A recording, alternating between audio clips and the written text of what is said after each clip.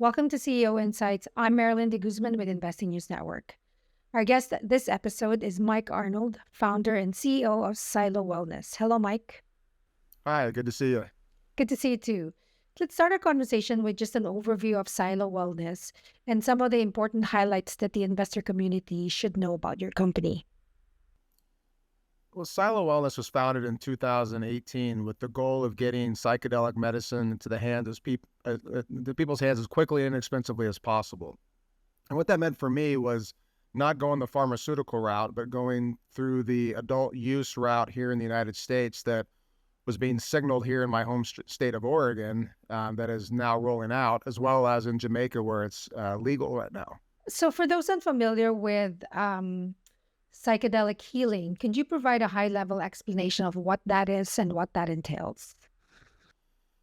I think psychedelic healing can be a little bit of a misnomer. I think it puts too much power in the hands of a molecule. That's more of the pharmaceutical route.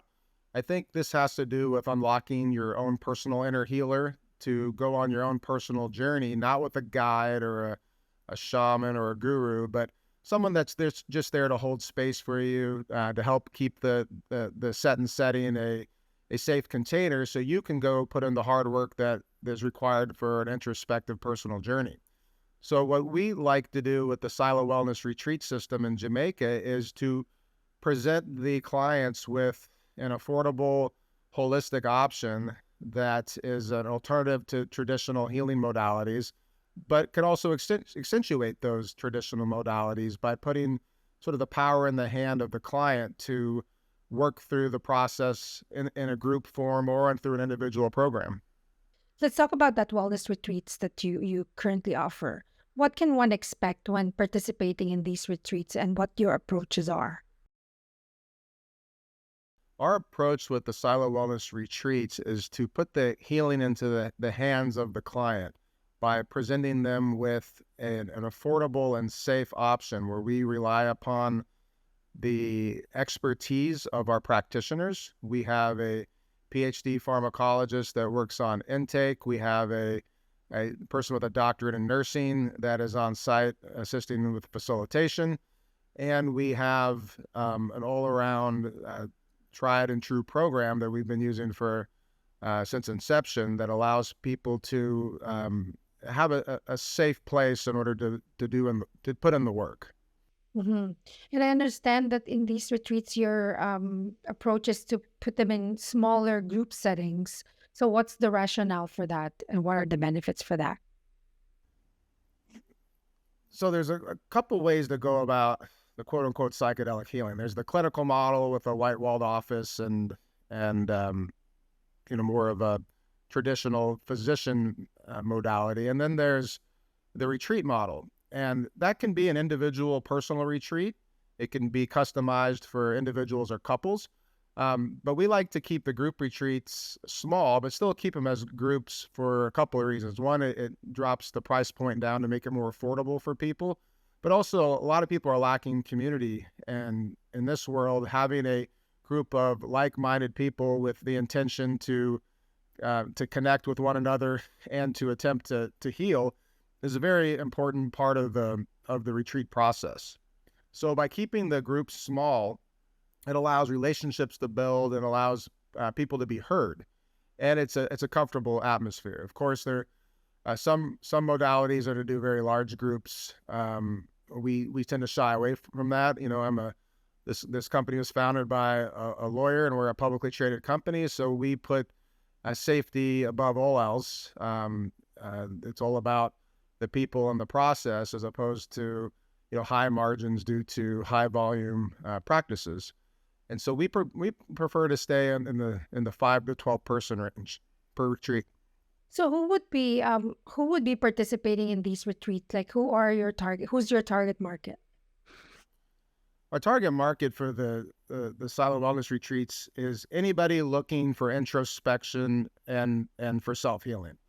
The clientele can range from folks that are going through, troublesome anxiety or depression episodes. This isn't, a prescribed modality for that, but it's just an opportunity for people to get outside their normal mindset, their normal setting, to really focus on themselves as opposed to going through the daily grinds of normal life. They can actually take the time out and and get to know themselves. So we tend to have a lot of clients from more culturally traditional backgrounds that, people come to my state here of Oregon. I'm from Kansas City originally, but people come to Oregon and they drive around Portland or Eugene. And if they're from the Midwest, or from more rural areas, they sometimes are sort of put off by what is considered sort of the West Coast culture. So we tend to cater to a more spiritually agnostic curriculum where we allow people to sort of guide themselves through that process without introducing, dogma or acting like some pseudo guru. So we like to meet people where they are, and we like to work with them to create a set and setting that is most conducive for them. And you mentioned you work with healthcare professionals. Can you talk a little bit more about that? Like what their role is during these retreats? The role of healthcare professionals in our retreat really starts at the beginning. So when we're doing the intake process, we're getting to know the clients, their diagnoses, their pharmaceutical regimens, and that, and working in concert with our pharmacologists through the intake process, can often lead to communications and open dialogue with the practitioners that are involved in a client's current care, to make sure that everybody's on the same page for this particular opportunity for their patient, for our client. And that process continues through preparation and on-site as well. We have an on-call physician, we have someone who's a doctor in nursing, and we have an integration program following the retreat that keeps everything grounded and everything sort of out in the open, so people can work through their intentions together as a group and also on their own, by keeping attuned with the best practices. So it's not a clinical model. It's sort of the nature immersed compromise that is centered not on a particular programming or sort of a dogmatic regimen, but is centered on love, like self-love, working with others and interconnectedness, and just looking at the person from sort of the whole person, as opposed to them just being a collection of symptoms. And these are real individuals with long, complicated stories and trauma, and everybody is, their particular lives have brought them to this particular moment of time, at this particular location, at this beautiful oceanfront setting, where they're all intent on looking inward, while at the same time looking outward at just the beauty of nature and the beauty of their fellow man around them through this group process. Well, I'm curious to know, you're a lawyer and you founded this company. So what was the driving factor? What led you to found this company? The reason I founded Silo Wellness is because I had a profound experience with psilocybin mushrooms, working with a physician, and I felt that was just a wonderful, eye-opening, introspective experience that changed my life, changed my outlook, and modified sort of the steps I was taking, and meant a whole lot to me. It also saddened me that that other people don't have that opportunity, that they don't have the opportunity of being with just by dumb luck of come across a physician in the medicine. So what I wanted to do is to create an environment that would be comfortable for me. I wanted to create something that people like me that normally would be quite frightened of psychedelic substances can feel that they are welcome, that they're safe, and they're not in danger of having practitioners take advantage of them. So that allows us to create a system with vetted operators, with vetted practitioners, in an environment that I think, me personally, this isn't peer-reviewed science or anything. It's just that it would I would have a real big discomfort being a white-walled room or an office in the middle of an urban environment uh, doing a psychedelic session. And so I wanted to create an environment that may not be like a walk in the wilderness alone, which a lot of people aren't comfortable doing, but would be an occasion for them to um, be at a beachfront, oceanfront property, to be able to go snorkeling in their off time, to be able to connect with the sun, the moon, the stars, the ocean breeze, and connect with themselves and their fellow participants. Do you think the sort of the market for these types of offering, yeah, and then the whole emergence of psychedelics as a wellness treatment? What's the market like now? Is the public getting more informed about this? Are there more interested now? Like, what are you seeing in the market for these things? Well, if you just look at the conversations out in public or on social media and compare that to uh, news articles about this particular space, about psychedelic healing, and you'll see an exponential increase since 2018. And you have more and more people being exposed, which means more and more people are feeling something they haven't felt for a really long time, or maybe ever, and that's a sense of hope. It's a promise that things can be better, a promise that that little bit of peace in their corner of the world that they've been searching for may not be as far away as they think. I mean, they may think it's as far away as here in Oregon where it's legal, or as far away as Jamaica, but really it's no farther than where you are. No matter where you go, there you are. And what we're seeing is people need to be taken out of their element. Like, for instance, if you have ever known someone or have ever gone traveling, and then you're next thing you know, you want to buy a timeshare at wherever location you were at because it was the best place ever. Well, it's not so much that your vacation was, the best place ever. It's because you were in the best state of mind ever, because you were outside of your own particular circumstances, and you were free from worrying about the future and being afraid about what's next, or being ashamed by the past. You were living in the moment, the right here and now, that never ending moment and time where we are always existing.